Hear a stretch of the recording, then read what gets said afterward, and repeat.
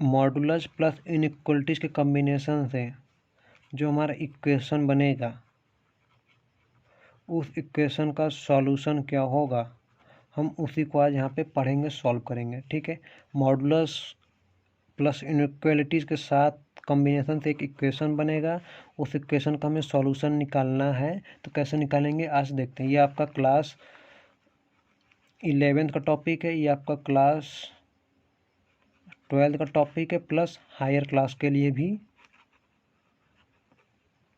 है। ठीक है, क्लास 11 क्लास 12 हायर क्लास के लिए सबके लिए यूज़फुल है।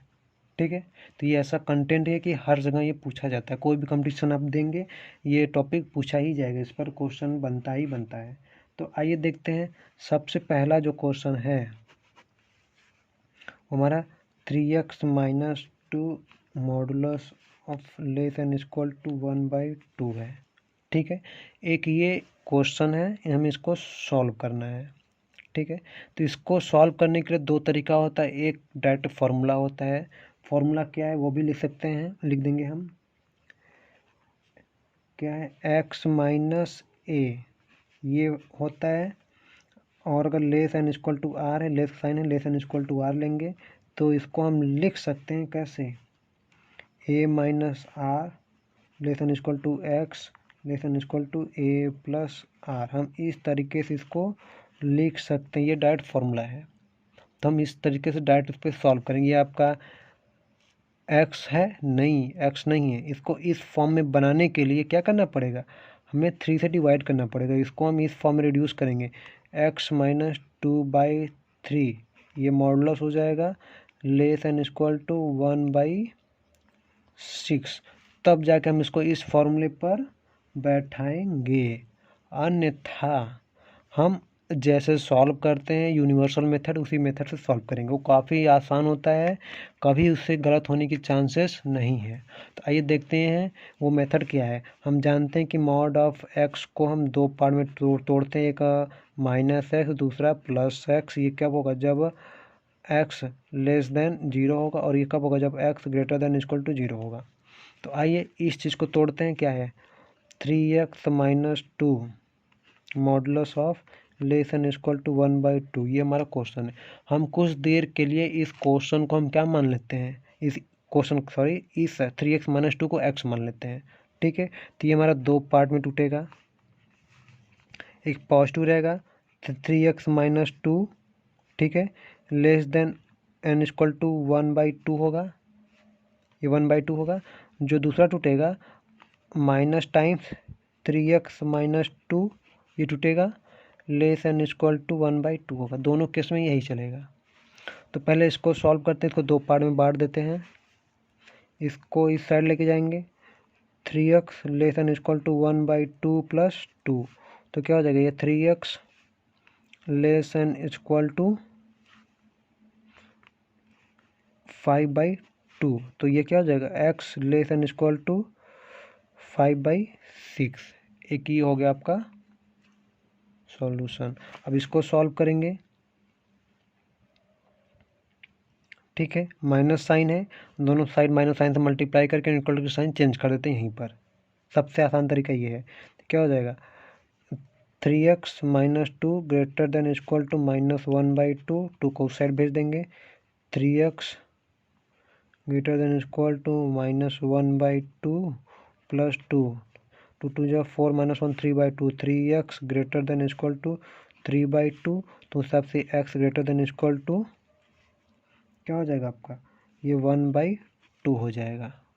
ठीक है, अब हमारा आंसर क्या होना चाहिए, 5/6 बड़ा है कि 1/2 बड़ा है, ये आपको बताना। 5/6 बड़ा है, क्यों, क्योंकि अगर न्यूमरेटर और डिनोमिनेटर का डिफरेंस 1 हो, न्यूमरेटर और डिनोमिनेटर का डिफरेंस 1 हो, ठीक है, तो जो हाइयर वाला न्यूमरेटर होता है वो बड़ा होता है। इसका डिफरेंस 1 है, इसका डिफरेंस 1 है। ठीक है, तो जो हाइयर नंबर हाइयर वैल्यू हो, जैसे पूछ लिया जाए 1/2 और 99/100 दोनों का डिफरेंस क्या 1 है, तो बड़ा कौन होगा, ये हमारा होगा। ठीक है, जब इसको सॉल्व करेंगे आपका 0.5 के आसपास आएगा, इसको सॉल्व करेंगे 0.99 के आसपास आएगा। न्यूमरेटर और डिनोमिनेटर डिफरेंस 1 हो, ठीक है, हायर न्यूमरेटर या फिर हायर डिनोमिनेटर वाली वैल्यू बड़ी होती है। तो बड़ा हमारा ये होगा, तो 5/6 बड़ा होगा, 1/2 छोटा होगा। तो इक्वल का साइन लगा हुआ, इक्वल का साइन लगा हुआ, इंटरवल हमें लिखना है।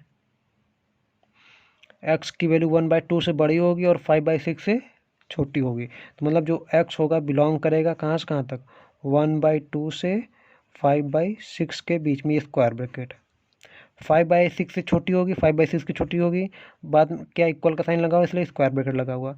1/2 से बड़ी होगी, 1/2 से बड़ी होगी। अगर इसको नंबर लाइन में ड्रॉ करके देखना चाहेंगे तो कैसे ड्रॉ करेंगे, मान लीजिए कि ये नंबर लाइन हो गया, ये आपका 1/2 हो गया, ये आपका 5/6 हो गया, ठीक है, ये है, ये आपका 0 हो गया। x की वैल्यू 5/6 से छोटी या बराबर होगी, तो ये 5/6 से छोटी या फिर बराबर, डार्क सर्कल बना लीजिए इसको।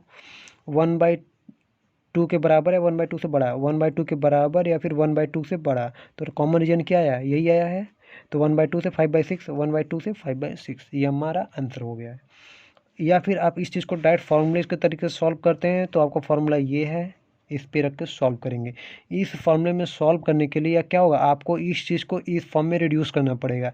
क्यों, क्योंकि यहाँ आपके पास x का कोफिशिएंट नहीं है, मतलब यहाँ पे x का कोफिशिएंट नहीं है, लेकिन यहाँ पे x का कोफिशिएंट दिया हुआ है, तो इसको आपको डिवाइड करना पड़ेगा, तब जाके आप इस फॉर्मूले पे रखेंगे। अन्यथा अगर आप डायरेक्ट रखते हैं यहाँ पे 3x - 2 आर रख के अगर इसको सॉल्व करते हैं, कभी आपका आंसर नहीं आएगा, ये लिख कर ले लीजिए हमसे, गारंटी हम सॉल्व कर देते हैं, ठीक है। वहाँ पे साइन दे देंगे, आपका कभी सॉल्यूशन नहीं आएगा सही।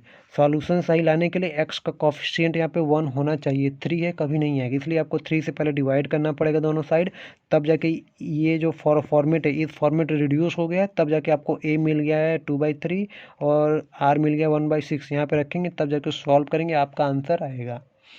इसलिए अच्छा है कि आपको जो रूल पता है, ये एक्स को दो पार्ट में तोड़ते, एक बार माइनस में एक बार प्लस में, तो हमने एक बार इसको माइनस में ये तोड़ा है, प्लस में ये तोड़ा है, ये प्लस वाला पार्ट है, ये माइनस वाला पार्ट है, दो पार्ट में तोड़ा, दोनों को अलग अलग सॉल्व किया। सॉल्व करने के बाद हम एक नंबर लाइन ड्रॉ किया, नंबर लाइन में देखा कि जो दोनों में कॉमन रीजन आ रहा है वही हमारा आंसर हो जाएगा, ठीक है। ये 1/2 से इधर बढ़ेगा, ये 5/6 इधर बढ़ेगा, दोनों को कॉमन रीजन ये है, तो ये हमारा आंसर हो गया। इस चीज़ को हम पहले क्वेश्चन में भी अलग अलग बता दिए हैं, इसका नंबर लाइन में अलग ड्रॉ करेंगे, इसका नंबर लाइन में अलग ड्रॉ करेंगे, जो दोनों में कॉमन रीजन आएगा वही हमारा आंसर होगा। तो आप इतना प्रैक्टिस कर लीजिए, हैबिचुअल हो जाइए कि आप इन दोनों को एक साथ ड्रॉ कर लें, ठीक है। अब बढ़ते हैं नेक्स्ट क्वेश्चन की ओर।